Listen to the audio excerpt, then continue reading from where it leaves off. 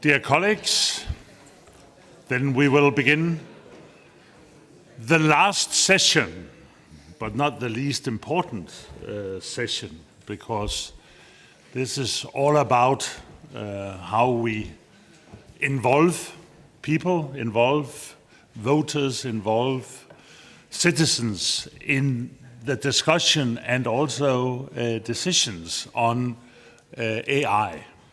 And of course, that is all what we are here for as parliamentarians, as we represent people, is of course also to discuss how to do that. And we have collected, I think, the best panel until now up here. And we're looking forward for the discussions. But we are also a little bit behind schedule.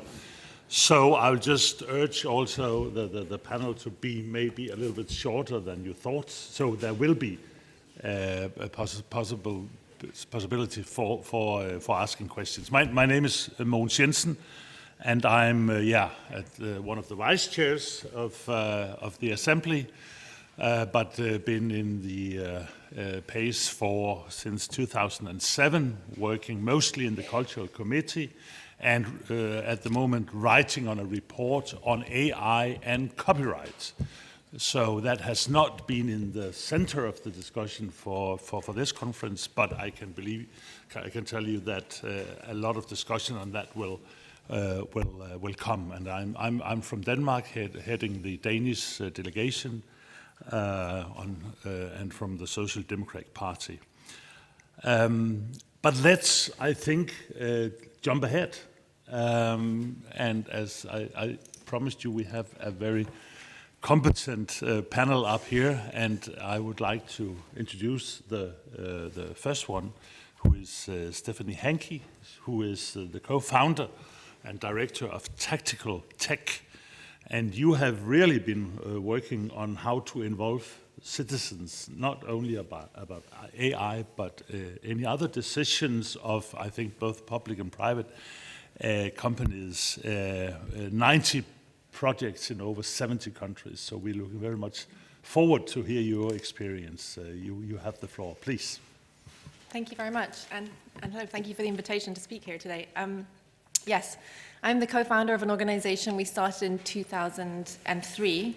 So we've been working for over 20 years on helping engage the public in digital literacy, critical digital literacy, and now specifically on AI. I'm going to show some slides in the background which are just images of the work that we do, mainly just to show that this is about real people, talking about technology, let's say, not just thinking about it. So yeah, in our work, we have, as you said, worked in actually 90 countries, doing different kinds of interventions with people, sometimes literally out on the street, like taking over high street shops, having 20,000 people come through in 3 weeks and asking them what they think about technology, which is a really interesting space to be in, to learn about what the questions are, what they're concerned about, and not what we think they're concerned about, let's say, and to learn something and give space for debate.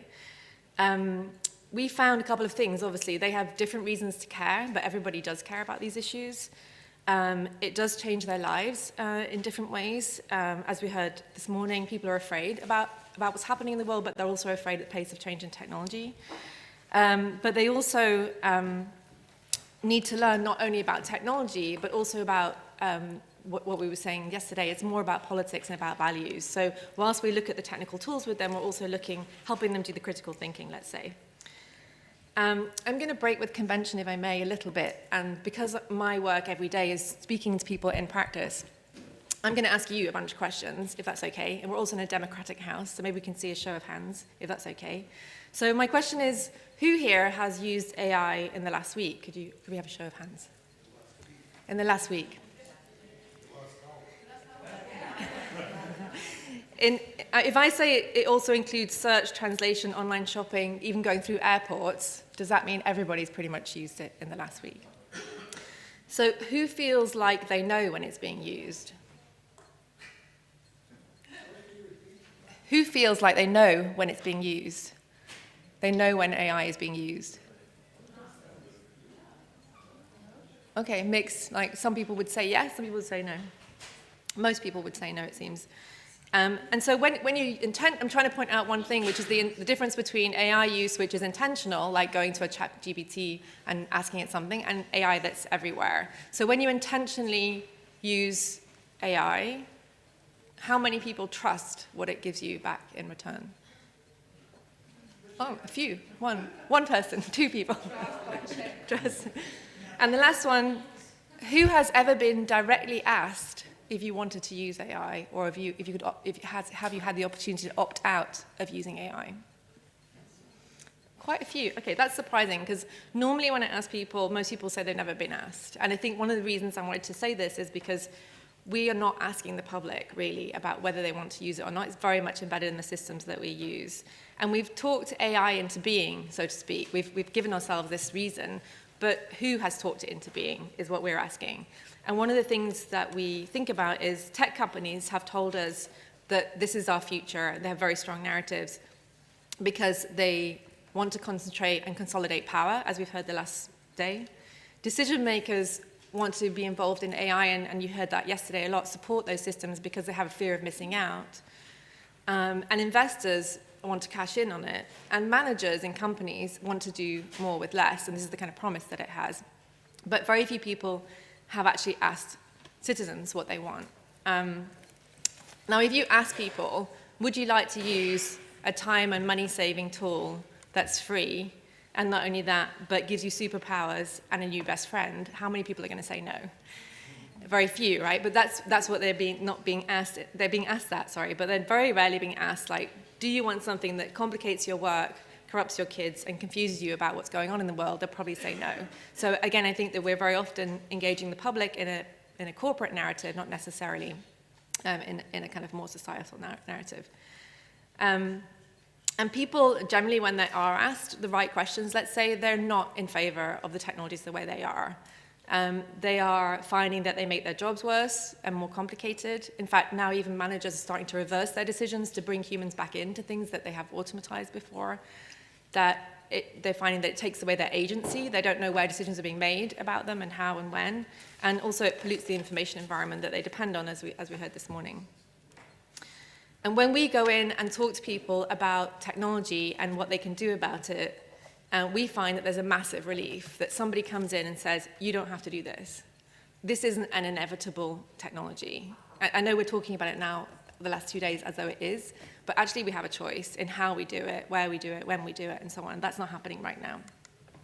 And we do have very little evidence, in fact, that these technologies which are meant to take us forward actually even work. Like we have, when you look at the actual concrete cases, beyond a normal technology, we don't really have the evidence. We have a lot of promise, we have a lot of narrative, we have a lot of people saying it's going to change the world, but we have a lot of evidence that it's just kind of making a mess of a lot of things.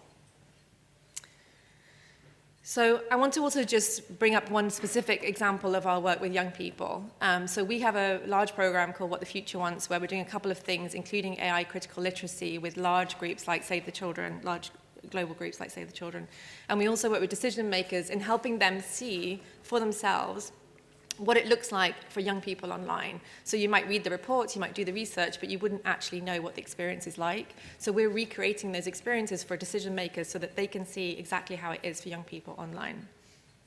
And in doing so, we do a lot of our own evidence-based research, and we can tell you from that work that the kids are not all right, would be the way I would phrase it. And I think that's behind a lot of the concerns right now with the bans on social media.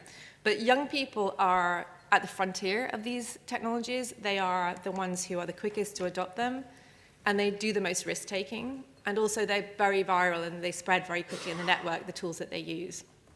And so what they're finding is that they have a social media and content space where, for example, for young kids, the use of AI for content, they're seeing content that no adult has ever seen, which is really harmful for small children and for older children as well. And this is a really highly monetized system. I think we talk a lot about the platforms and the big level, but we didn't talk much about the fact that the whole system is monetized. It's a marketplace, which is why it happens. The second thing is that in children's development that we're seeing a reflection of the lack of investment in education. So we have cases in schools where the teachers are setting AI assignments for the kids who are then giving AI assignments back to the teachers, and then the teachers are using AI to see if AI was used or not. So in that circle, nobody's learning anything, apart from perhaps how to write ChatGPT prompts. And then the third thing is that they, sorry, I've lost my moment, hold on a second. And that they're using it in the context of personal growth. Again, that we have a mental health epidemic for our young people, and they're using these technologies as therapists to help them, ironically, with the problems that they've gained through social media. So it's a kind of strange loop that we're in with kids.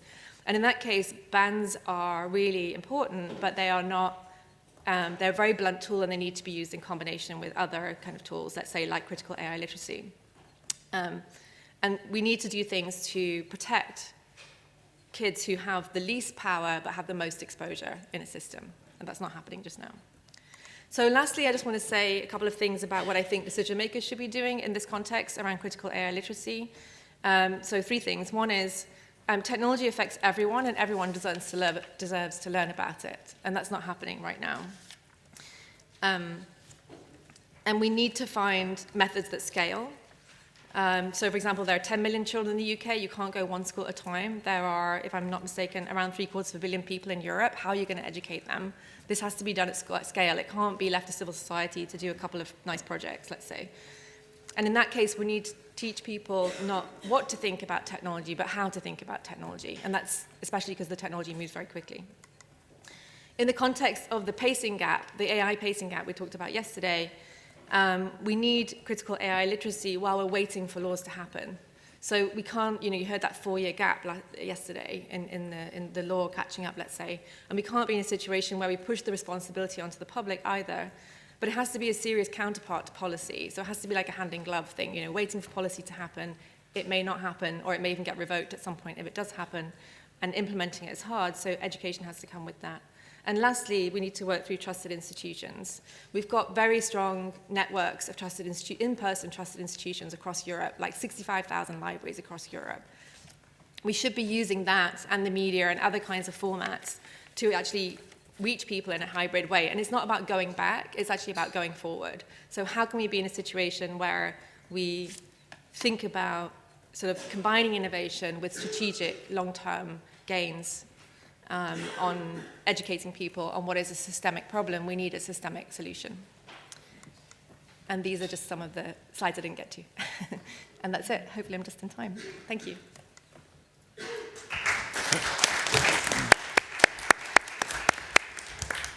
Thank you very much, Stephanie. We need systematic solutions and not only small projects. And now we also go to the next, who is also an expert on systematic solutions when it comes to politics. In Ireland, my good colleague Joe O'Reilly, who is his party spokesman on communications and has been championing youth participation and democratic citizenship in Europe, but also on European level. So, Joe, we are eager to listen to you. Thank you very much, Chair. I don't write introduction, but anyway. So the need for regulation was clearly established yesterday and indeed this morning. And I suppose the immediate agenda now is to look at how we engage the citizenry, how we have our citizens involved in the entire process. And I suppose the first thing we need is to shine a light on reality, if you like. I like the assertion, that assertion yesterday by Martin Wrigley MP, where he said we had to give people a rounded picture of what's at issue here. So we have to let people know what systems are being used comparable to, and that it is comparable to predictive texts, and indeed remove unnecessary fear around the fact that of consciousness, etc. What might be in the future, may be in the future, but that's speculative. But as of today, that doesn't exist. The people need to know that critical skills will still be needed, and that consciousness has not yet been achieved, and that humans do remain in control once we take that control in an informed way. The second challenge is to engage our citizens in AI governance to have them part of the solution. The most fundamental prerequisite here is to ensure that citizens have an awareness and an understanding of the algorithms. When AI applications are used noticeably in delivering public services, citizens should know what's happening to their data in that instance. Our citizens must know and believe with justification that AI is there to serve them and not to replace or marginalise them. Democratic control, transparency and accountability must remain at the centre of AI governance. The people must input and have ownership of legislation and regulation. The people must have a full knowledge of AI also. There is a general gap in the using of AI driven tools, and the gap must be closed, the intergenerational gap there, and I'll come to say something about that. Older people of my own vintage are afraid and confused and bewildered by AI, and many will not have the kind of educational opportunities. My generation didn't have the kind of educational opportunities that currently exist. So just as the older generation need a particular focus, so the older generation need a focus in terms of information, in terms of involvement, etc. And so that's a critical thing, I think. So too minorities such as Roma and travellers, an ethnic minority in my own country, the Roma, the Gypsy people, internationally, they need support to ensure that AI does not increase the discrimination, and that in fact it's delivered in line with PACE's wish for fairness, non-discrimination and justice. So it's important that when the public services are delivered, that it doesn't be exclusive of people. So it's now obviously in elections this becomes very critical, and I'll be coming back to that. For these systems to gain legitimacy, people must feel they have a voice in shaping them. And that's a perennial theme throughout the conference, that people need that voice in shaping.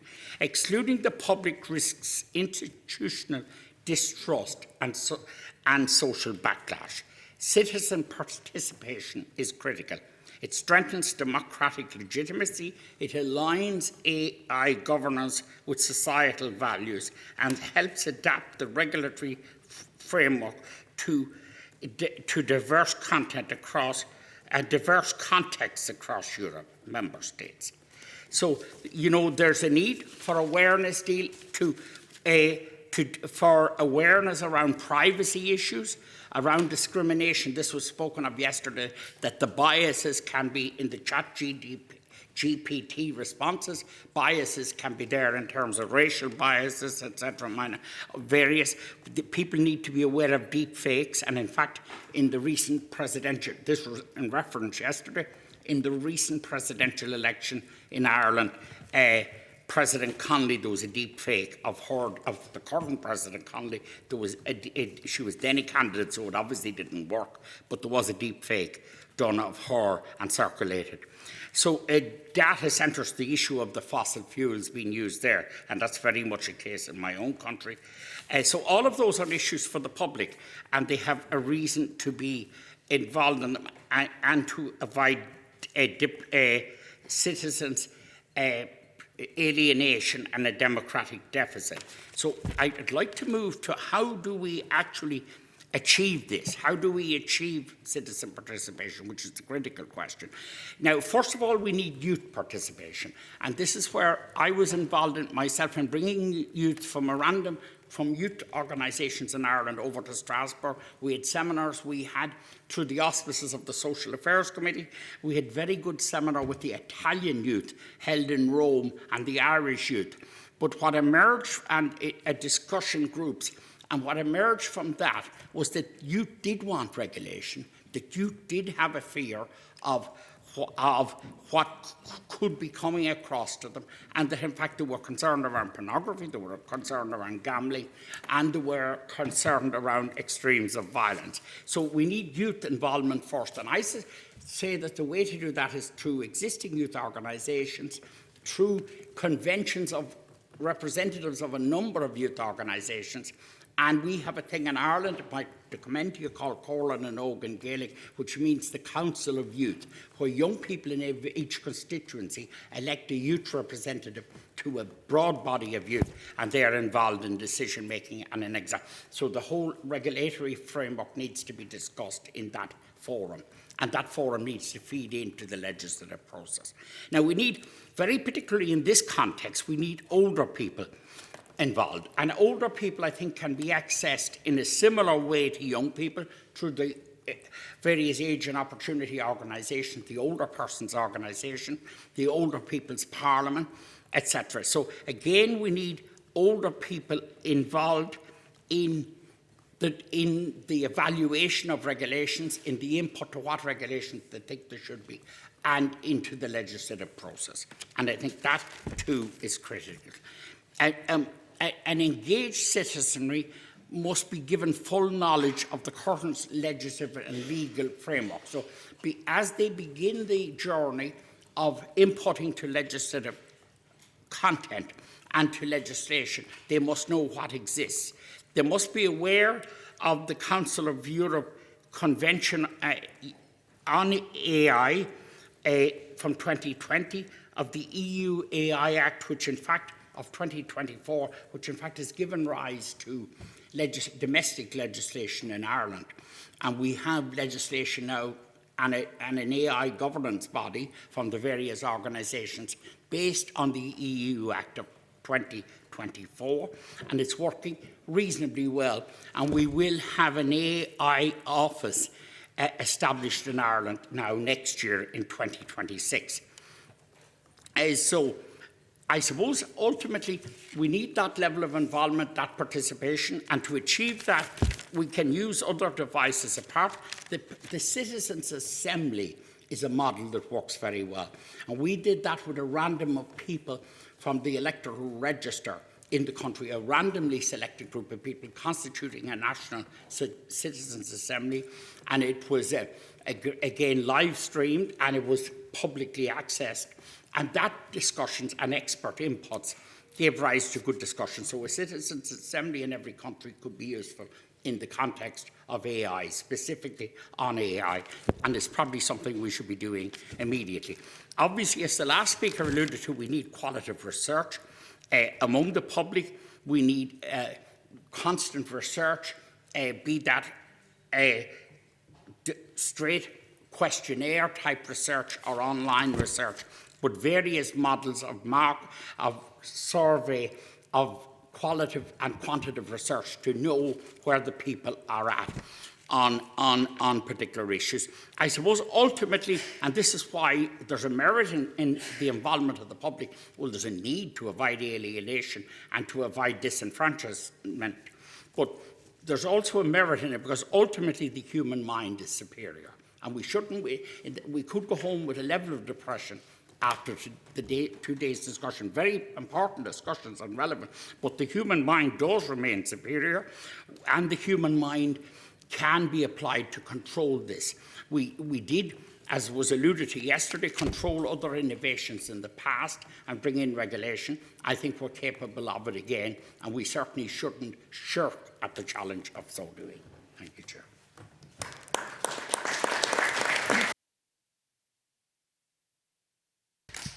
Thank you very much, Joe, and thank you for underlining that trying to involve the whole population or citizens, you may use or should use different tools for different groups, especially when it comes to older and younger people.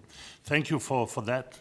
We will move to our next panelist, which is Octavia Field-Reed, who is Associate Director at the Ada Lovelace Institute, specializing in public participation in technology policy. And you have been leading research aimed at ensuring that people's voices are heard in AI policy, industry, and also public services. You have the floor. Thank you.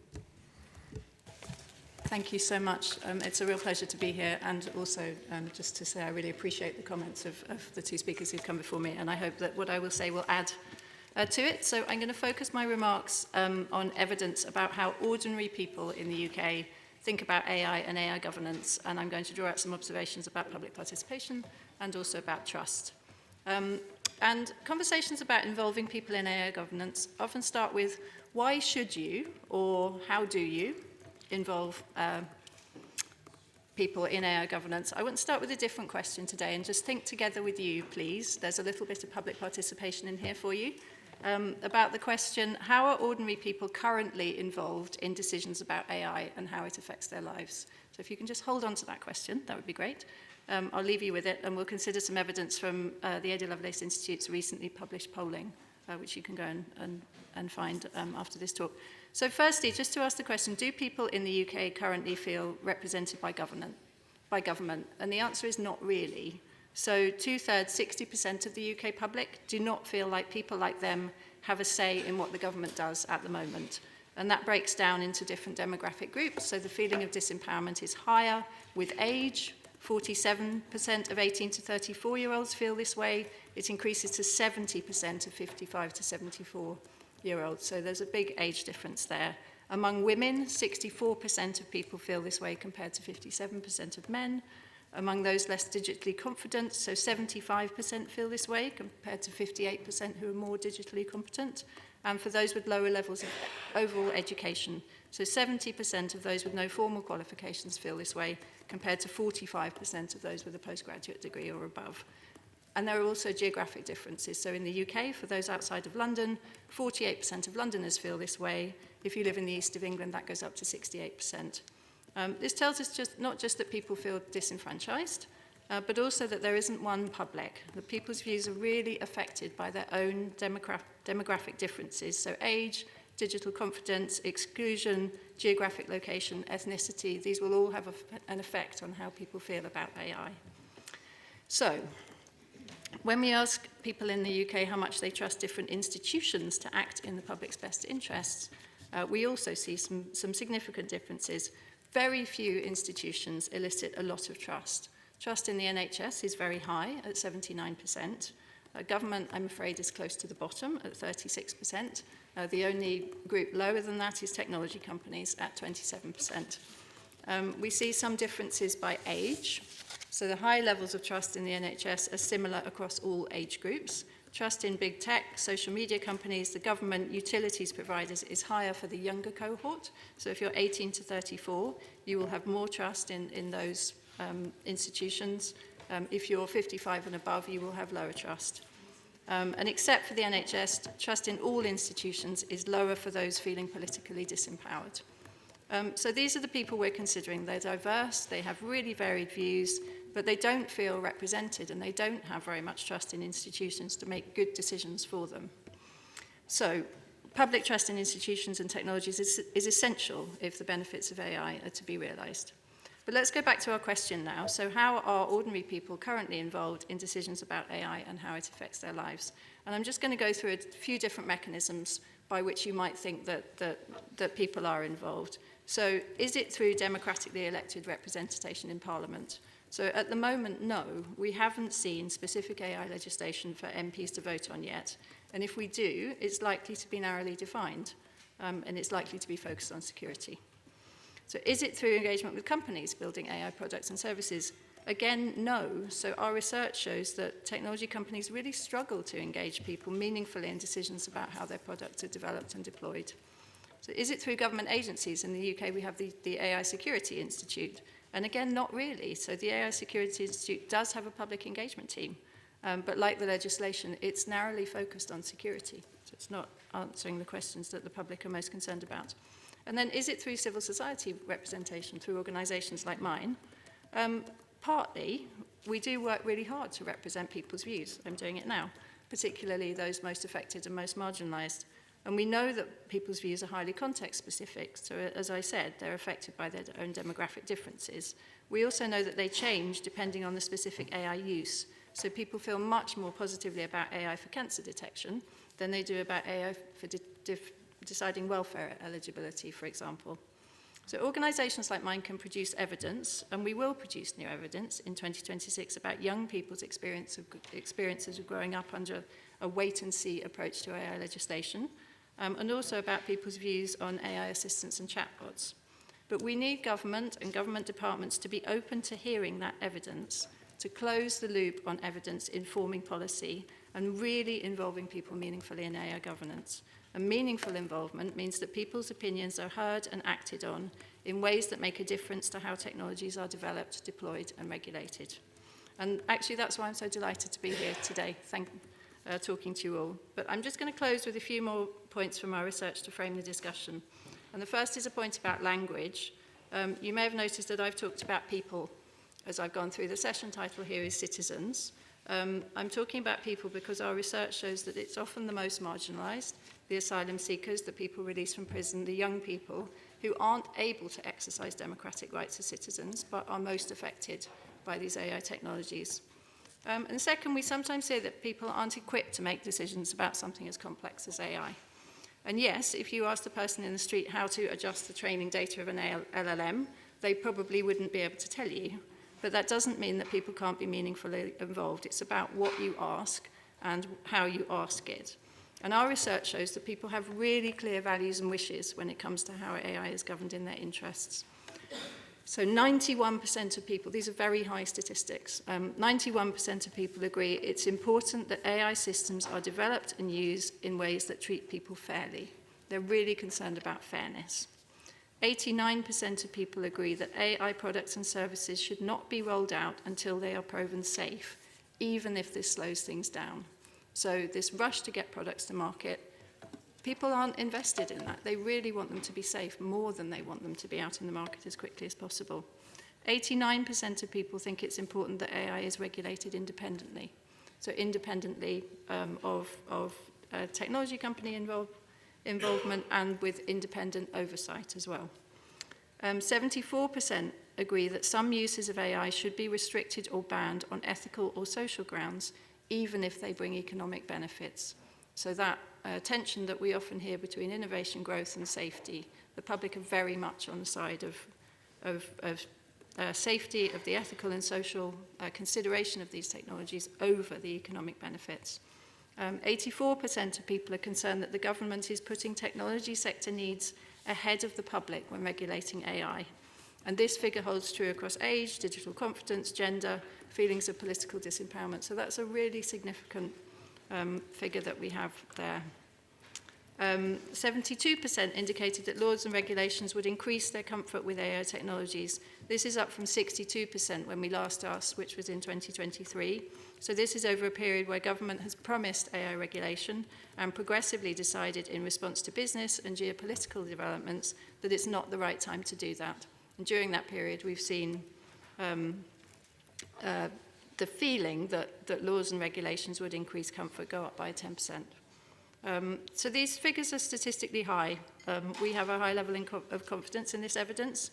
They're also significantly out of step with what the UK government has said about its priorities for AI and its current appetite for legislation.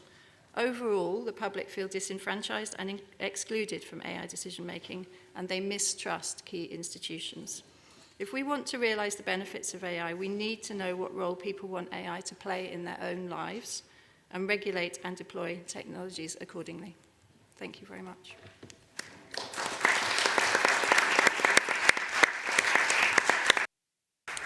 Thank you very much, Octavia. And I think very good to know that people actually have opinions on AI, so we just have to go on grab it and use it. Thank you. Our next panelist is Francesca Fanucci, and she is Senior Legal Advisor at the European Centre for Non-for-Profit Law, working on emerging technologies and civic space. And she plays a leading role in AI governance by representing the civil society in key Council of Europe institutions on artificial intelligence. So, Francesca, you have the floor.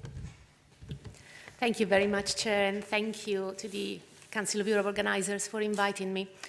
At the cost of sounding a little bit pernickety, I would like to start by saying that I had a little bit of an issue with the heading of this panel, the title, which is Engaging Citizens in AI Governance, because we believe that not only citizens should be engaged in AI governance, but all rights holders and the people affected by the design and the use of AI, including, for example, representative of migrants, other non-citizen residents, students, visitors, etc., even if they don't vote. And so, in other words, civil society as a whole. And we also believe that opening AI governance to multi-stakeholder consultation, participation, and including civil society in these platforms is a long-term investment that is essential to promote trust and in responsible innovations. And we believe that it is ultimately this trust and responsibility that can make our European-based innovation more competitive than elsewhere. But what are, in our view, the elements that trigger this trust and make innovation ideally thrive? We have identified 4 triggers. The first is meaningful, and I stress meaningful, not just performative, tick the box, involvement of representative of individuals and groups potentially affected by AI technologies in the policies, rules, the processes, and oversight mechanisms that guide AI systems, that guide how they are designed, how they are developed and are deployed, and ultimately used responsibly.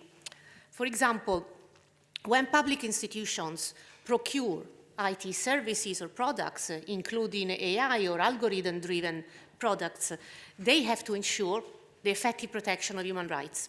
How do they achieve this? We believe that obviously human rights impact assessments should be a mandatory practice. Now, regardless of the adopted methodology, this assessment process must be transparent, accountable, and again, it must appropriately involve participation of the relevant socioeconomic groups and marginalized groups. The results should also be accessible, and it can be via registers, or it can even only be via press releases, social media, public archives, and obviously with due regards to the need to also protect the trade secrets and intellectual property.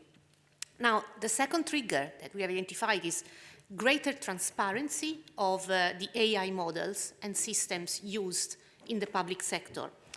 Unfortunately, we have seen that several states more and more deny basic access to information about how these models work, and they do it on the vague grounds of security or national security.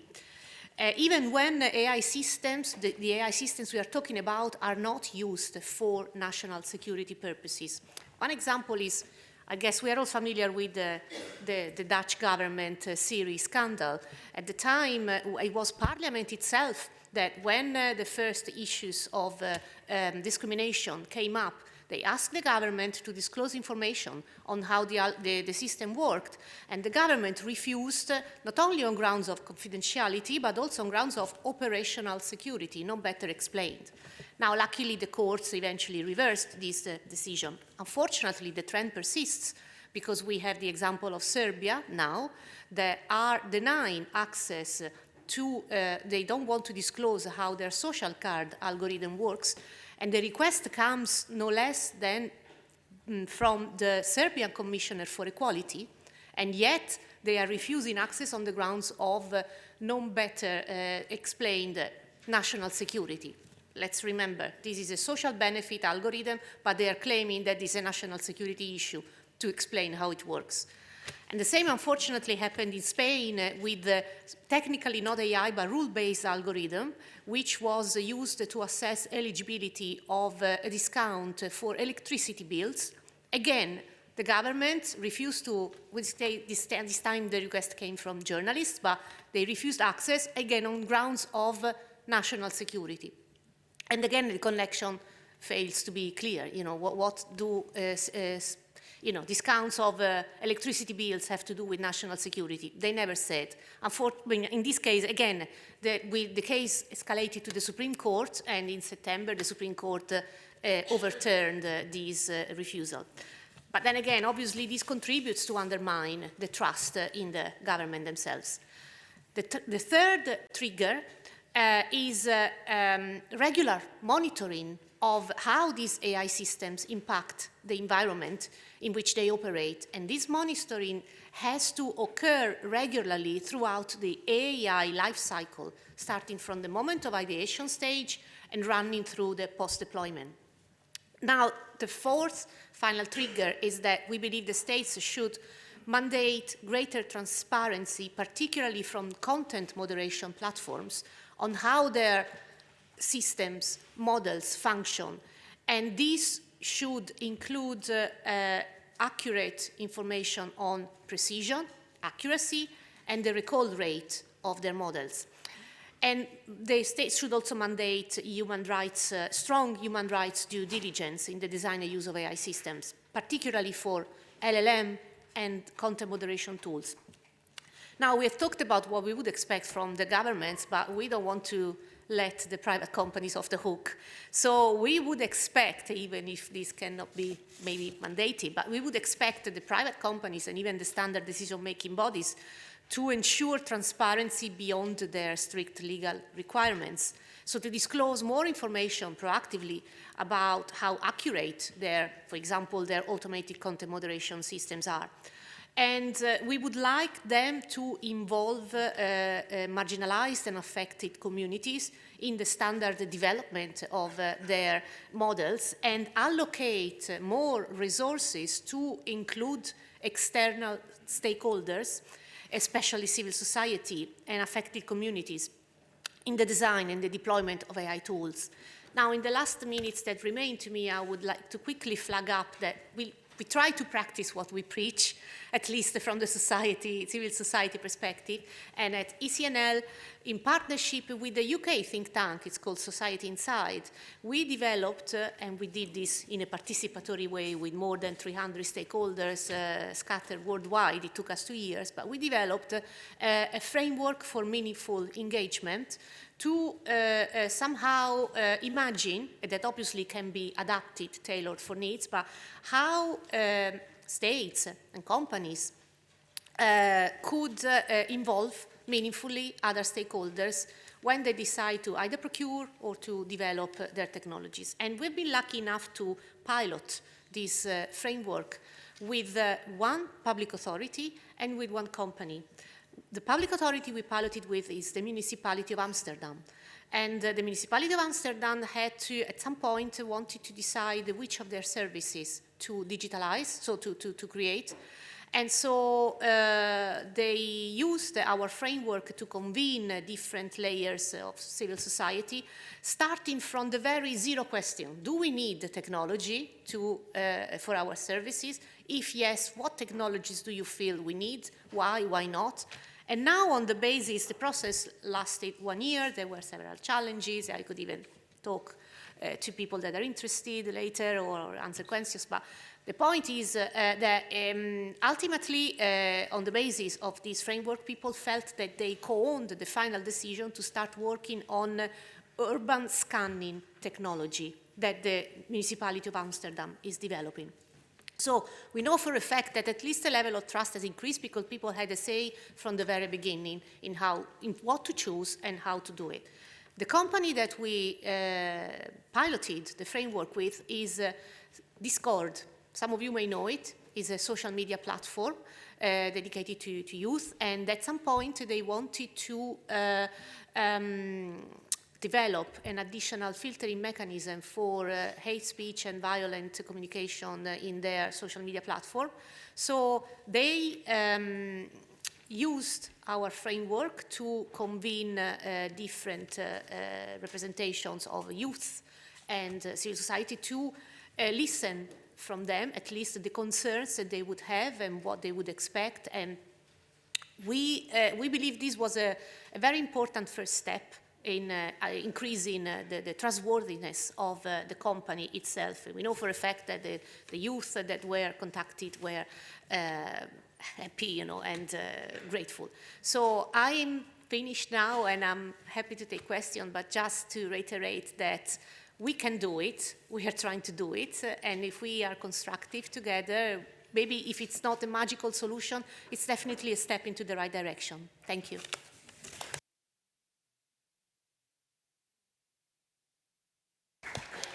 Thank you very much, Francesca, and for sure we can do it. Last but not least, our youth representative here today, that's Maurizio Cottier. And you must feel a little bit at home here, as you have been also chairman of the British Youth Council, but now acting here as a vice chairperson for the Council of Europe Advisory Council on youth, representing youth participation in governance. Maurizio, you have the floor. Thank you, Chair, and thank you to the organisers for the invitation. My name is Maurizio Cottier, and I am delighted to be here representing the Advisory Council on Youth of the Council of Europe. It's a very long-worded sentence there, but it is a committee that sits at the heart at the Council of Europe. For those unfamiliar with us, we are a committee of 30 elected and appointed youth civil society representatives from across all of the member states. We represent national youth councils, international youth NGOs, and organizations focused on specific thematic issues. Some of them are specialists in AI, some of them are new to the subject. Our mission is clear, working side by side with member states in a co-managed committee and in a co-managed structure known as the Joint Council on Youth, where we ensure young people have an equal voice in shaping the policies, priorities, and budget of the Council of Europe's Youth Department to improve outcomes and the standards for the European youth sector. Now, before I get into the nitty-gritty of AI governance and the role of citizens, I'd like to refresh everyone's minds on something pretty momentous that took place only a couple of months ago. In October, under the Maltese presidency of the Council of Europe, youth ministers from all 46 member states gathered for a landmark ministerial conference. During the conference, which was the first in 13 years, they endorsed a reference framework for the integration of a youth perspective. This is not just another document, it is a roadmap for meaningful youth engagement across the organization. The youth perspective rests on 4 core principles: thinking with young people, learning with and for young people, participating with young people, and acting with and for young people. Those are the core principles. Now, they relate very much to the exam question before us today, namely, how do we engage citizens, or as was mentioned by the last speaker, everyday individuals, everyday humans in AI governance. These principles apply in this discussion, and for the next couple of minutes, I'll be delving into them. So, starting with the basics, I think we can all agree that while young people are not a monolithic group, they are, without a doubt, the digital generation.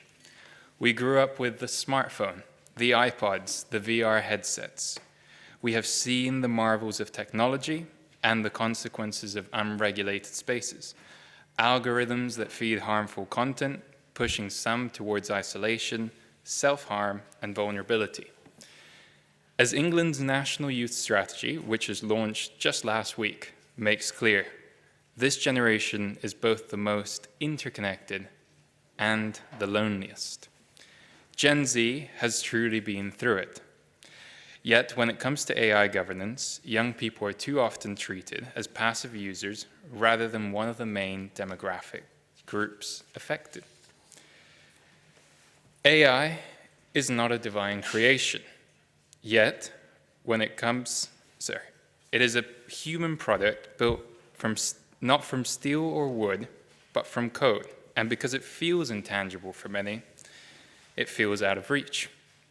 Young people might be labeled as digitally savvy, But it does not mean that they understand AI's sheer complexity, or that AI has been designed for, with, or by them. Let me assure you, it has not. Rather, it has been shaped by leaders in Silicon Valley, not by youth voices in London, Lisbon, or Lviv. So, where does this leave us?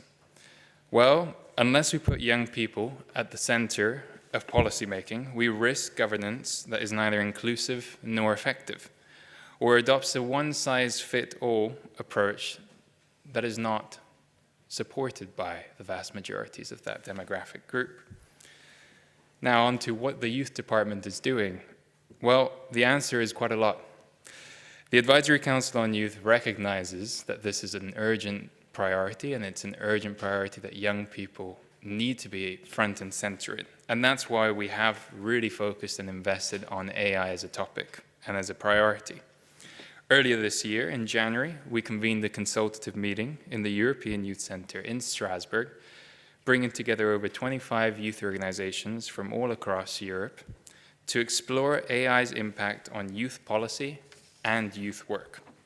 We heard from queer rights activists on algorithmic bias in migration cases, and from others on how embedding AI education in curricula is necessary.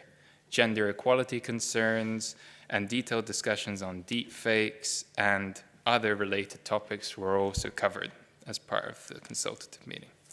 This consultative meeting is the product of years of political commitment to scoping the contours of the AI debate and how young people and their rights are affected by the rapid growth of tech.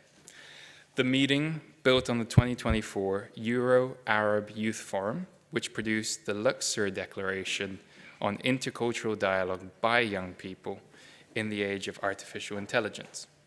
It also built on last year's Confidence in Tomorrow event conference, which was held to mark the 75th anniversary of the Council of Europe, and resulted in various concrete points surrounding young people's views on AI and the wider digital space. Make no mistake, youth organizations understand that AI is here to stay, and they want to engage. From the Commonwealth Youth Council to the European Youth Forum, position papers on AI and young people are multiplying. But papers alone are not enough. The Council of Europe Youth Department has a proud history of contributing to global standards. The Budapest Convention on Cybercrime in 2001 is one key example. Youth voices were part of the conversation then, and nearly 25 years later, they must be part of it now. This brings me to the call to action. So, how do we engage everyday younger citizens in AI governance? Well, co-creation. Co-creating policies is the way forward. Don't just settle for more consultations. Bring young people into deliberative spaces and regulatory design. It is so, so important. There are so many unknowns, and they need to be at the heart of exploring those issues. Second, invest in AI literacy, not just coding skills, but critical thinking about ethics and bias. And if I may add, let's also focus on non-formal education as part of this. It's not just formal education that will drive this forward, it's also the non-formal component. Third, embed youth perspectives in the oversight process. Whether it is algorithmic transparency or data protection, young people must help define what safe looks like.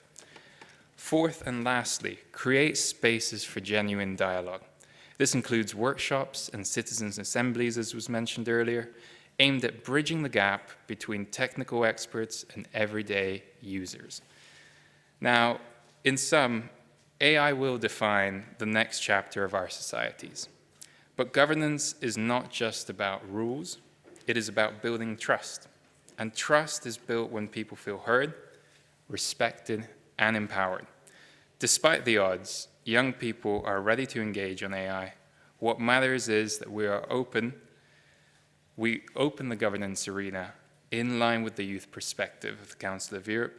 So remember, to truly have young people on board and informed, it is important to think, learn, participate, and finally, act with and for young people. Thank you.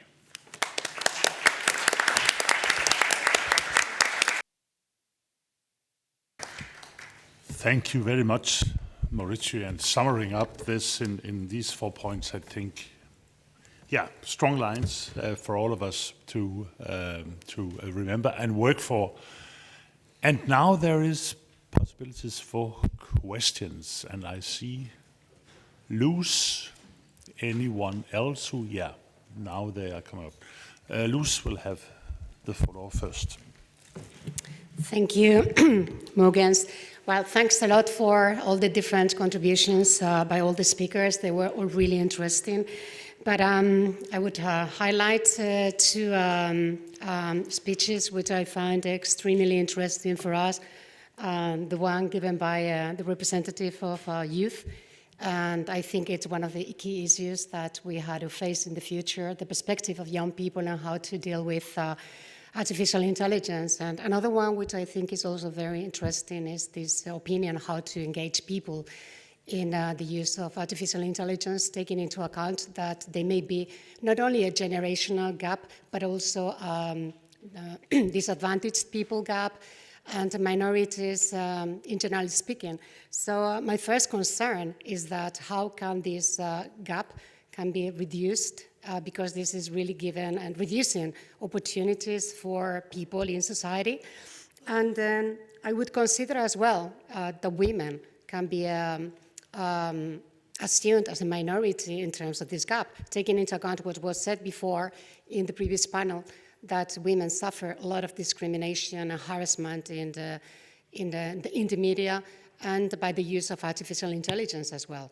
So the first question would be, is there a real gap between men and women in the use of artificial intelligence, if there is any data that we may know? And then how can we engage more people in society to be able to reduce that gap? And the second one is, what is your opinion coming from the younger generations about this controversy, which is becoming more and more common in the education system, about the use of artificial intelligence, not only in providing digital competence, which is very clear that it should be provided, but in the way that that tool should be used at the schools. What are the framework that you consider may be most useful in education, taking into account that is very frightening for many educators, many teachers in the way of how to assess a student, and having teachers themselves the competence to work with that at schools. And finally, to end up, is there any common strategy that should be assumed by public administrations to provide this digital competence, or it should be shared with private companies, or which should be the responsibility in providing this digital competence? Thank you. Thank you, Luz. Then Professor Bryson. Hi. So I want to go back to something that was mentioned way towards the beginning, which was about social media bans. So this is a question of point of fact. I think that that we had a really excellent criticisms of the youth bans yesterday. And so I wanted to ask a specific question. Again, I've been trying to keep up with the literature. It seems like right now people are thinking, first of all, that a lot of the harms attributed to social media are not coming from social media. They're coming from other problems like economic precarity, as we've been hearing about, and fear. And also, some of the harms that we thought were due to COVID may not have been mental health because of isolation issues as much as the release of generative AI, and that some fraction of society becomes overly, their identity gets confused and they become overly dependent.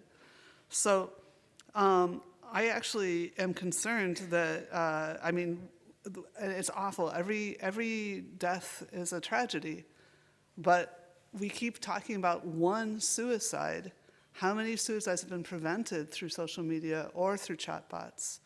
So I would like to know, do we really know what's being caused, what damage is being caused by the social media versus what damage is being done by the chatbots?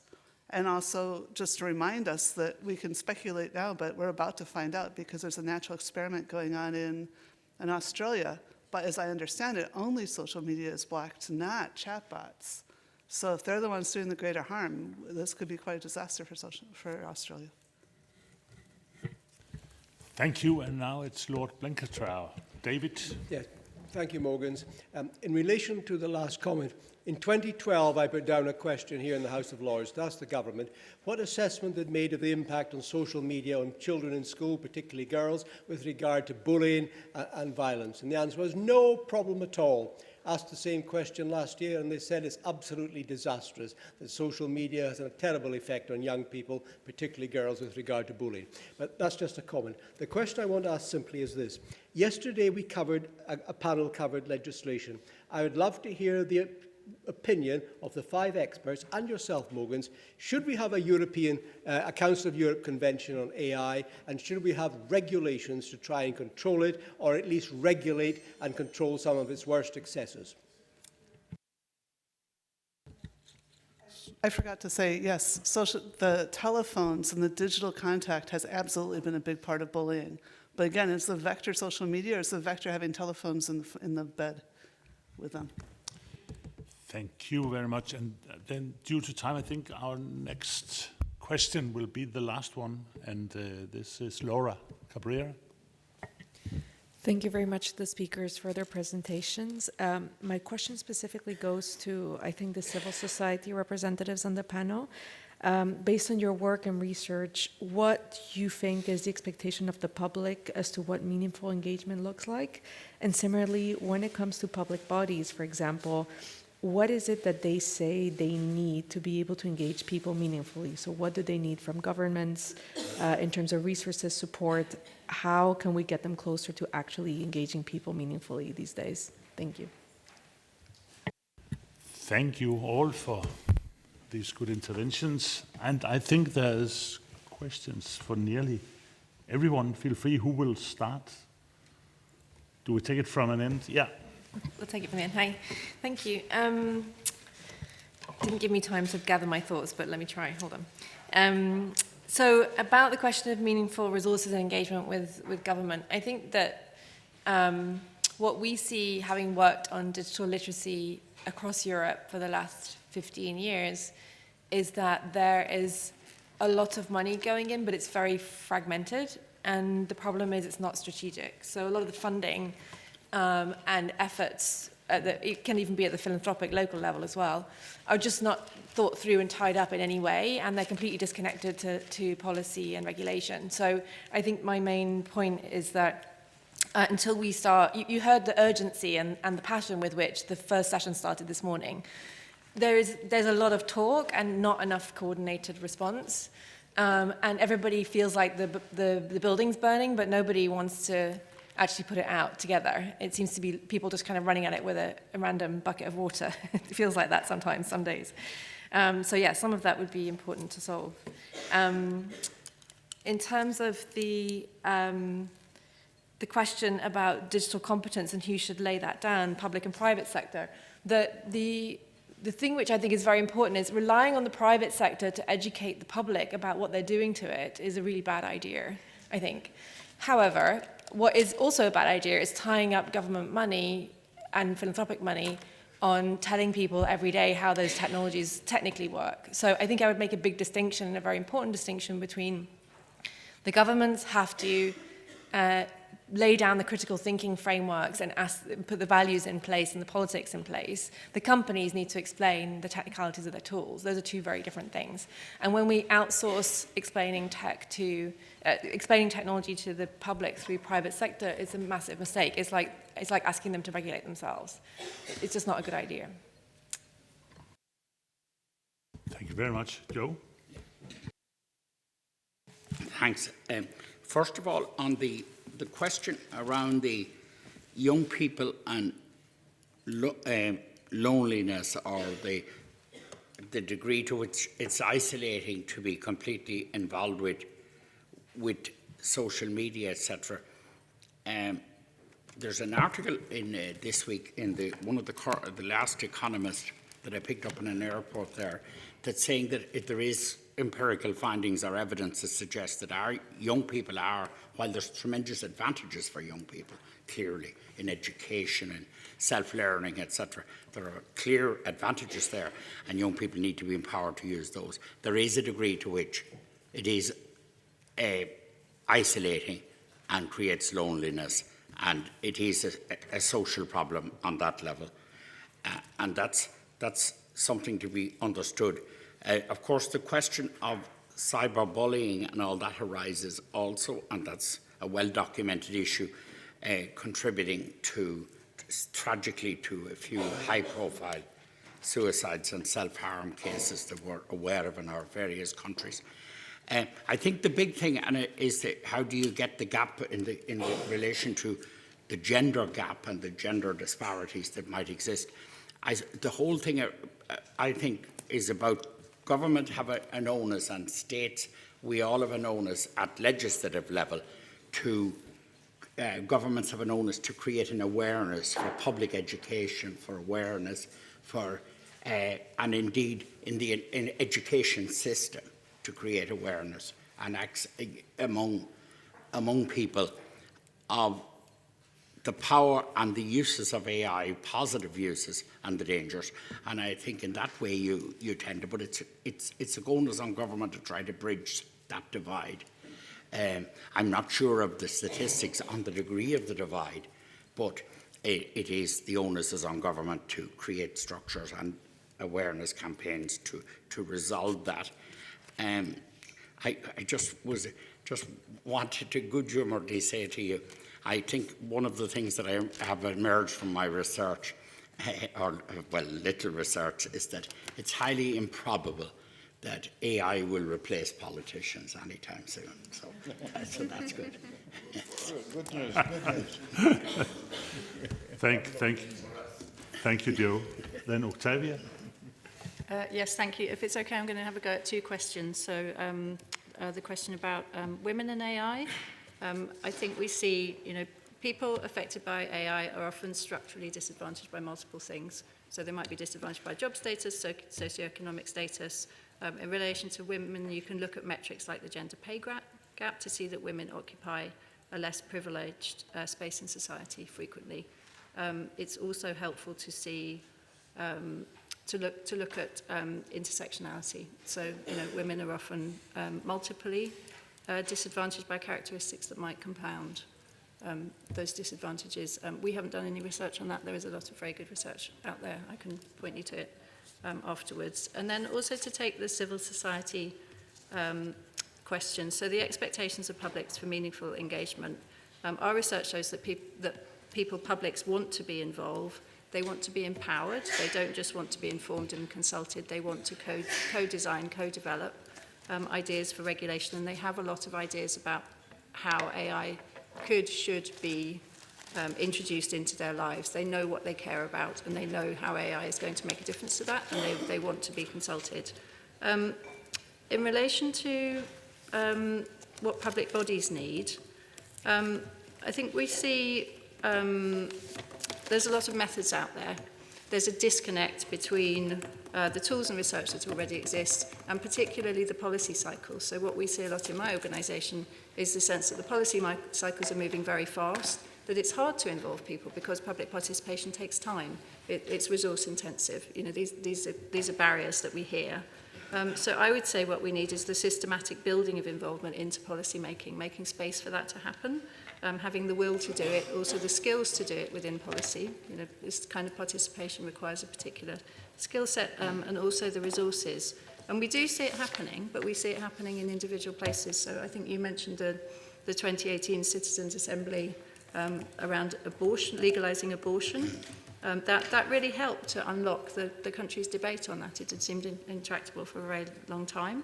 The Paris City Council used the recommendations of the Citizens' Assembly of 100 Parisians on the issue of homelessness to turn that into law. And in Taiwan, we've seen this very long experiment in public participation boosted by Audrey Tang, who was the first Minister of Digital Affairs there, who concluded, when you radically trust citizens, citizens will trust you back. And that sense of really involving citizens, really involving people in this decision making, is sort of my key takeaway from today. Thank you. Thank you very much, Octavia. Then Francesca. Thank you, Chair. I would like to take particularly the question from the distinguished Lord about whether we need a European Convention, if I'm not mistaken, and then the questions about the needs of stakeholders from participation and the needs for public bodies. Well, let me tell you, if I understood correctly, the question said, do we need a European Convention on AI? Well, you already do have it, so perhaps you are wondering if you need the existing one, if it was worth it. Well, I can tell you, I took part in the negotiations on behalf, well, as an observer on behalf of the Conference of NGOs, and the UK government played a very active role in the negotiations, sometimes even at odds with the bloc of the EU countries, because there were, obviously the EU had an interest in making the convention as equal as possible to the AI Act, whereas the UK obviously wanted to pursue their own priorities. But now we have a convention that is a set of principles, and I understood yesterday from your distinguished colleague, Lord Holmes, that you are considering setting up, principle-based policy, or whether it is regulation or not. So my assumptions would be that you already have a pretty comprehensive set of principles in the convention. If they are not enough, you can add, of course. I mean, as civil society, I can tell you very bluntly, we were not overjoyed with, yes, it may have technically a binding nature, but in practice it's like a directive waiting to be further implemented. So it leaves a huge margin of appreciation to the states. So you need it as a framework. I mean, you signed it, so probably you are expected to ratify it at some point soon. But the thing is that you can start from those principles, add more, and especially think of operationalizing them, and it won't be in vain. It's not something that is simply not gone far enough in our view, but it is a good starting point.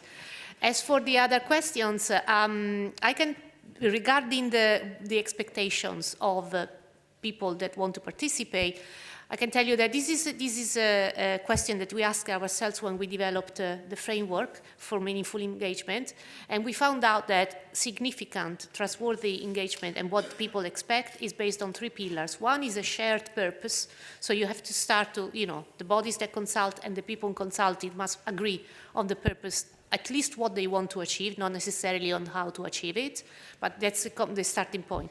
Then a clear process, so they need to understand how they're going to be consulted, how it's going to work, and how, and particularly, and then a visible impact. Because one often neglected aspect of participation is not so much how many people you consult, how long it takes, and how is the outcome. People see the result and they understand that, well, they know that there have to be some trade-offs, but they don't understand how those trade-offs were made. Why did I ask for something and then I see something else? Was it a joke? Was it a tick box exercise? They already knew what they wanted to achieve, they just used me as an operator. Or maybe there were different points of view and the politicians had to compromise, but they need to understand this phase as well. So that's what they need. And they need to understand that the impact, whether it is big or little, that they made and why. When it comes from the public bodies, on the other hand, I would agree with my colleagues that because it is resource intensive, consultation, and they need budget for that, but they also need capacity. They need a clear process once again, because sometimes you just gather people and ask, depending on the type of process that you adopt, how do you keep the data of these people? How do you rationalize all the policies, the side policies like data protection, data retention, and so on. So they really need to understand. And that's why I would like to conclude on the interesting model that Irish panelist presented of the citizens' assemblies. That could be a way to go, for example, to preempt certain discussions, so not have ad hoc participatory exercises on when you need the technology or not, but to establish an ongoing dialogue and anticipate what people may want in order to increase trust. And once the government at local or national level decides to go for something, at least they know that they have the backing of the people because they have already been consulted in parallel exercises. Thank you. Thank you very much, Francesca. And then finally, Mauricio. Thank you, Chair, and thank you for all the questions. I'll try and address a couple of them in my remarks. So it was flagged numerous times that there is a real gap in terms of engagement and meaningful engagement. And that's something that we see across policy areas. It doesn't just affect AI, and it's something that the youth sector has had to contend with for decades and I would say millennia. The interesting thing about AI is that whenever there's a panel and a youth voice is requested, it is mentioned at some stage that, AI is moving at such a fast pace. We are already behind. And when it comes to addressing the role that young people play in shaping AI and the future of the regulation, it seems that the discussion turns into, we still have a bit of time. As was mentioned by the lord in the back of the room, 2012, the argument was, it's all good. The kids are fine. The young people are fine. In 2025, that's no longer the case. We see it in the National Youth Strategy that was published in England. We see it in national youth strategies from across member states. And in terms of how to combat that, it's about lining up the resources, lining up the budgets, lining up the capacity of public bodies and of public administrations to make sure that there are programs, there are mechanisms in place to bring in young people and to do so in a way that, in a manner that is accessible, because that's the most important part. If you want it not to be a ticking the box exercise, you have to make sure that there is the feedback loop that was mentioned. You involve them, but you also then share with them the results and you share with them why you arrived at certain decisions so that they can also feel informed, but that they can also share that with their colleagues and with their counterparts.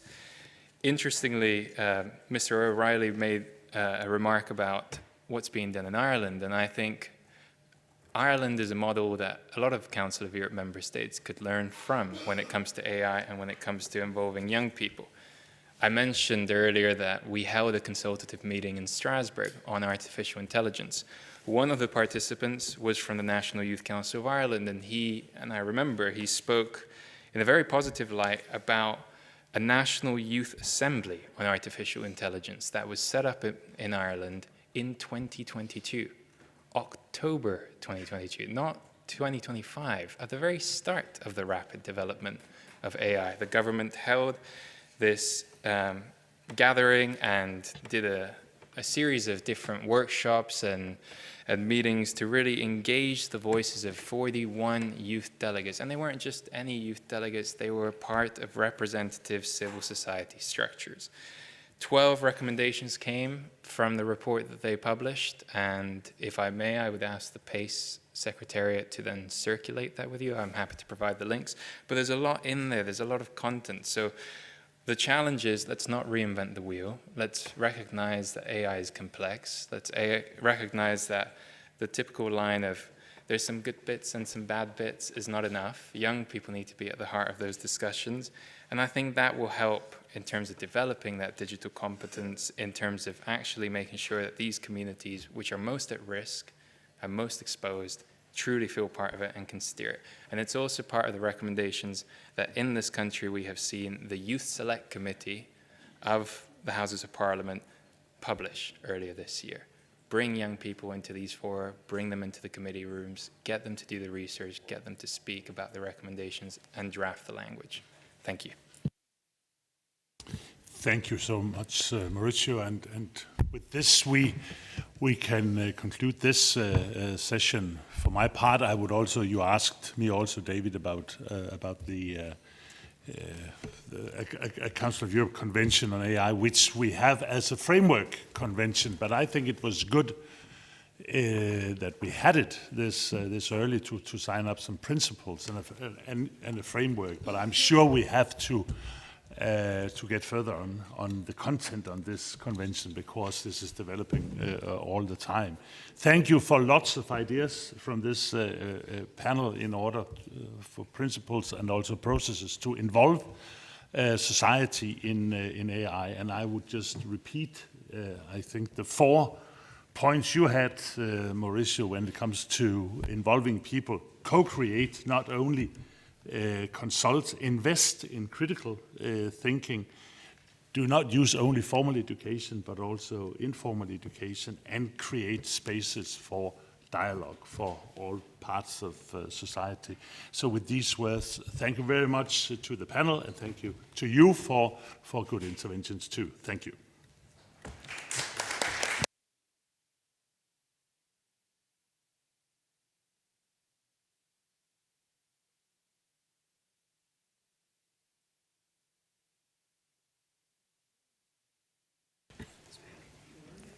So, dear participants, as our work has slightly overrun, allow me a brief clarification at the outset. I will not present today the full and detailed conclusions of the conference as I had originally intended, but rather a condensed version of them. I have already asked the Director of the Secretariat, Louise Barton, together with the conference coordinator, Mrs. Libéraux-Radicaux di Michele, whom I want to thank for their tremendous helpful work on that, coordinating this very important, in my opinion, forum, to proceed with the publication of the conference proceedings where a full and documented presentation of all conclusions and interventions will be available. Let me begin by warmly thanking the Parliament of the United Kingdom, the House of Commons, for hosting us here in Westminster, and all speakers and participants for the depth, seriousness, and quality of our exchanges. I want to thank personally the Speaker of the House of Commons and the Lord Speaker who participated to this conference. Before turning to the conclusions themselves, allow me to start with something that was said almost in passing, yet struck me deeply.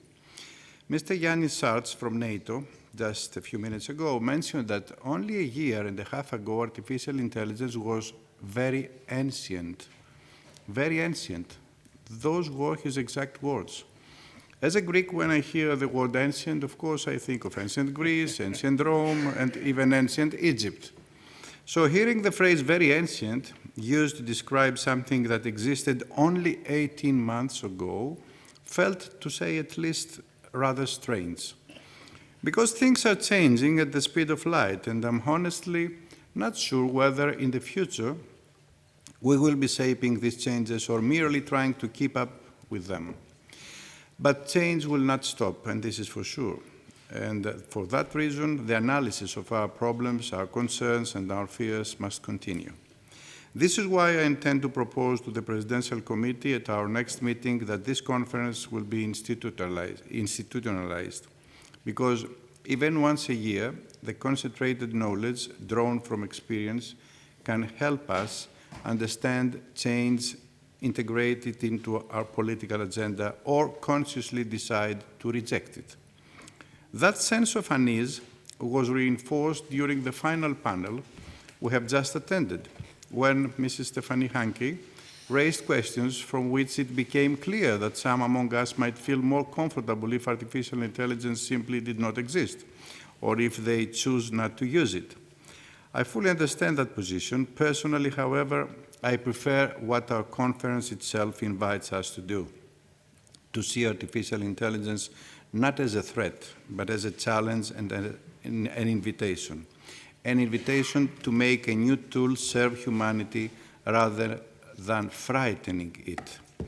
As I said at the opening of this conference yesterday, we are not dealing with a revolution like the steam engine or the printing press, where machines obediently followed human commands. We are dealing, and this is the crucial difference, with the fear that machines or intelligence, even artificial intelligence, might one day define our lives. My friend Petra Baia still uses a bicycle, and I envy her, because in Athens this is not always easy. Yet this does not prevent her from also using trains, cars, buses, or airplanes. Usage, therefore, is the key issue. Human usage, human responsibility, not initiative taken on our behalf by machines that may one day appear smarter than all the smart people of the planet. And this brings me briefly to what I consider the core conclusions of our 2 days of discussion. First, artificial intelligence is no longer a future issue. It already shapes public authority, democratic processes, the information space, economies, and everyday life. Decisions about AI are therefore political decisions, and parliaments cannot outsource responsibility to experts, markets, or algorithms. Second, the conference was clear that technology must serve democratic representation, not replace it. Human oversight is indispensable. AI may assist decision-making, but it must never replace human judgment where rights, liberty, or democratic participation are at stake. Oversight must extend across the entire AI life cycle, from design and procurement to deployment and accountability. Third, particular attention was given to democracy, elections, and the information environment. Disinformation, deepfakes, and foreign interference are no longer abstract risks, and you all, my dear colleagues, have an experience because we have discussed it many times, according what happened to Moldovan elections or to Romanian elections recently. The testimony concerning the use of AI by the Russian Federation against Poland by the former Speaker of the Polish Parliament was a stark reminder that artificial intelligence is already being used as a tool of political pressure and hybrid warfare. At the rest of the world, I keep the information given by Federico Menna earlier today. 63% of Europeans are exposed to fake news once a week, at least once a week, as he said. Finally, our discussions reaffirmed that AI governance must be anchored in human rights, democracy, and the rule of law.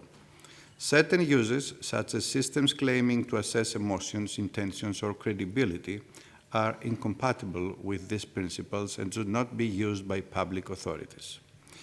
Dear participants, the Council of Europe Framework Convention on Artificial Intelligence stands as the institutional response to these challenges. Its success will depend not only on ratification, but on parliamentary ownership, implementation, and sustained oversight. Artificial intelligence will continue to evolve rapidly. Our democratic principles must therefore be translated into durable institutions, procedures, and accountability mechanisms. And let me conclude with a personal anecdote. Recently, I had an argument with ChatGPT. 5.2, I think, is the latest version of it. I asked about information concerning the tomb of Pope Francis and was told that the Pope is still alive. I replied that the Pope has passed away months earlier. The answer was, no, you are mistaken. He has serious health problems, but he is still alive. I insisted, and finally I said, or I wrote, to be more accurate, I'm genuinely concerned about the reliability of the information you provide because the Pope died 6 months ago, and I personally, as the President of the Parliamentary Assembly of the Council of Europe, attended his funeral at the Vatican. ChatGPT paused for 2 minutes and 35 seconds, apologized, and explained that its data only went up to the end of 2024 and that it would need to search the internet to verify the information. And he or she or it gave me a promise that hence he will find information according to what is written in the internet. I must admit, of course, that this did not fully reassure me. I won a small battle, but I do not forget that the world's best chess players now systematically lose to artificial intelligence machines. That, dear friends, is precisely why responsibility must remain in human hands. And at least this is what I believe today. If parliaments fully exercise their role, artificial intelligence can serve democracy rather than weaken it. And now we'll pass the floor to our director, Luis Baton, who will give us a few sum up of what we have said these 2 days. Luis. So thank you very much, President. I won't so much sum up what we said over these few days, I think, as just to also make sure that we've thanked very personally also some of the colleagues who've been working with us on this conference for many months now, our colleagues in the UK. This conference, just to situate it a bit for our guests who aren't members of the Assembly, it's one of a series of conferences which we've initiated under the guidance of our President over the last couple of years, where we've really tried to bring together our members of the Parliamentary Assembly, so parliamentarians from our 46 member states, around a theme, so working from the different committees of the Parliamentary Assembly where a theme is transversal, cross-cutting. AI is one of those very typical themes, to bring them together in a conference, but not only between themselves, but also with representatives of whatever field of expertise, civil society, consultants, private sector, really actors in the outside world who are also dealing with that subject, so that you can really exchange views and I hope have a two-way discussion where both sides of the discussion get some value. And I really felt that that was what happened during this day and a half of conference, that you really managed to have these different perspectives. I know that the parliamentarians have been coming back to me with excellent feedback about the many panels and the speakers we've heard from, and also that our panellists, our invited guests, have had an opportunity to exchange with our parliamentarians and hopefully to build on that exchange. And also that our parliamentarians will then go back home to their home countries and bring these subjects back home. So really this process is something that we've wanted to work on in this series of conferences. Last year we had a similar conference on the topic of ethics in sport, which was organised on the kind invitation of the Greek Parliament and our President, which had a very similar, I think, atmosphere of exchange. So we will definitely continue on that, and as the President said, follow up on this subject. I also thought it was very great to have this discussion on perhaps one of the most modern of topics in such an ancient and historical home of democracy. And personally, in some of the more difficult moments when I felt quite depressed by some of the things I was hearing, I would look up at these paintings around and these moments of democracy, which I learned about when I was at school, and I was thinking, okay, democracy does have its resilience, its strength, and hopefully together we can also manage to preserve it and keep democracy modern, meeting modern challenges and facing, in particular, this very exponential and almost often frightening rise of artificial intelligence. So that's a few words from my part. Now I'd just like to say a few individual words of thanks to some of our partners.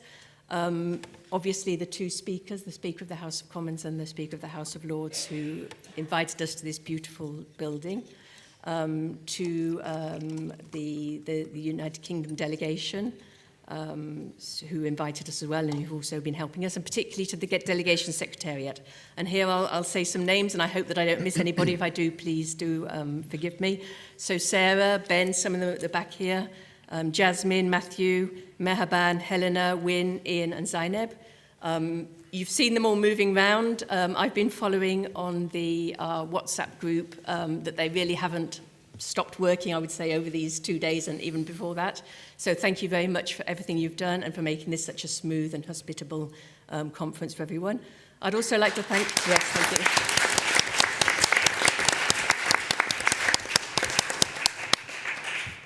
I'd also like to thank very, very much my own colleagues from the Parliamentary Assembly Secretariat, so particularly Leary, who's here in the room, who really has worked with a lot of you, conceptualised this event, put in a lot of the organisational footwork and think work about how it would be organised and choreographed, I would say. So big thank you to Leary. It wouldn't have been possible without you.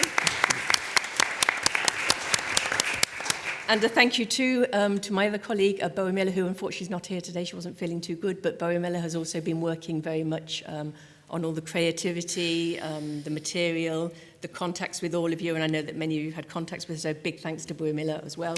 Clap her in her absence. Thanks also to our technical team. Despite the old building, I think that the technical solutions worked extremely well throughout, so thanks very much for that. To the security staff in the Houses of Parliament, and of course, as always, to our interpreters for their excellent work throughout the conference. This was really a teamwork event, so thank you all. I'd like just to finish again by saying that we will definitely follow up, as the President has indicated, and to wish you all a very happy, peaceful and joyful end of the year, and lots of courage and energy for the year to come. Thank you very much. Thank you, dear Louise. And I will now pass the floor to Lord Jones, who as a host will close the session. Lord Jones, once again, thank you for your hospitality and your personal contribution to the success of this conference. You have the floor. the microphone first, that would help. First of all, just to introduce myself, because I'm quite new in this role. My official title is Lord Jones of Penabont. My name is actually Carwyn Jones. It is Carwyn, that's the pronunciation in Welsh. Please use my first name. Lord makes me sound as if I'm waiting for a horse and carriage to take me back to a large home in the countryside, which I don't have. But thanks to all of you for coming. Events such as this are only successful because people do come along and give their time to listen to the issues that are being discussed. So adding to the thanks that have already been given, could I thank all of you for coming as well, so close, of course, to the holidays, as the Americans would call them. I'm not going to speak for very long, you'll be relieved, but just some observations from me. We've always been susceptible to fantastical stories, as well we have fairy tales. It's why propaganda was invented, and I remember the 70s, not all of you will in this room, but that was a golden age of paranoia. The Loch Ness Monster, the Bermuda Triangle, aliens tunnelling from the western part of Wales to America, UFO sightings. If social media had been around then, let alone AI, then it's difficult to know what the effect might have been. So that has always been inside us, and particularly in terms of some sectors of the population where conspiracy theories are believed. It's there in our history. It's nothing new. What is new is the magnification and amplification of those conspiracy theories, as we call them now, stories as they would have been in the past, so that people find them more believable. We've heard some tales of how AI can create images that are entirely believable, that give the impression that somebody has said something that they haven't, that something has happened that hasn't actually happened. And that's the big difference. People can see what they think is visual evidence of something that in reality hasn't happened at all. When I first knew about this conference, I thought, 2 days on AI, will that be a space that can be filled? Well, I've had my answer, because there's a lot more we could have discussed as well. There are so many challenges out there. And the discussion has ranged from the nature of consciousness. It's always been like a philosophy seminar. What is consciousness? Can AI acquire consciousness? Or is consciousness something that's too hard to define and is something that is too human for AI to be able to acquire? Morality. What is the difference between flat-out disinformation and the use of a particular angle to look at a story? We all, as politicians, have our own views of the world. We'll all look at the same evidence and come to different conclusions. Where does the border sit between something that is in essence true, but is interpreted in a specific way, and something which is absolutely untrue? And we see so much of that, of course, in the world now. And finally, I think we've had a flavour of how the technological world changes so quickly. Probably calling it technological dates me just by saying that. I, in one of my other roles, am a law professor in a university, and at the moment, ChatGPT cannot write law essays because it can't reference properly. You have to tell it which jurisdiction, and in the case of England and Wales, which law applies, and then, of course, it has to find cases, it has to find secondary sources, such as textbooks. It can't do it yet. But in 3 years' time, who knows? And it's a huge battle within higher education. We've dealt with plagiarism. It's a huge battle now to deal with students who will just feed in an essay title into ChatGPT and will come out with an essay. Can't happen yet, but in time it will.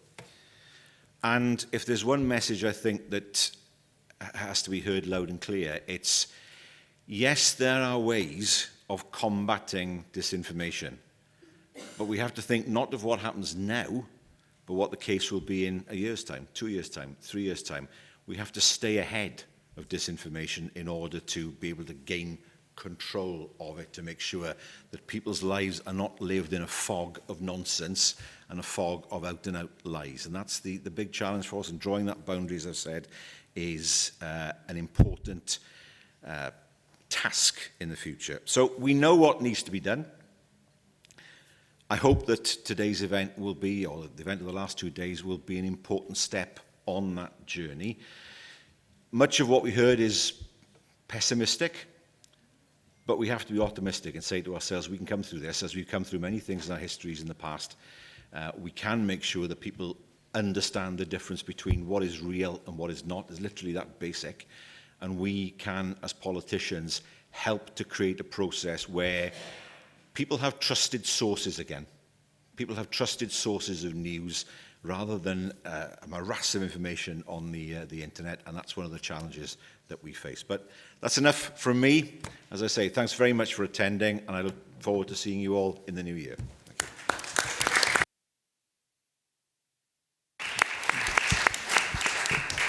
So if I may, Professor, I have news to share with you. I was recently talking to the General Attorney of Switzerland, who had informed me that 10,000 cases were examined by AI in Switzerland. And I cannot stand but add to what Lord Jones just said about the 17th century. It is a part of my lesson at the university. It is communication and social integration and media from the 17th century, and now always starting from England. It is important. What he said is it has something very interesting, an interesting story behind. A lot of papers were printed just to print and to publish this kind of news in the front page, and a lot of copies were in the market. People were getting money, earning money out of this fake news. So, and on this happy note, I don't have a gavel to hit, but not a ring to press. I will say what we say usually in our meetings of the hemicycle. The sitting is adjourned. Thank you so much.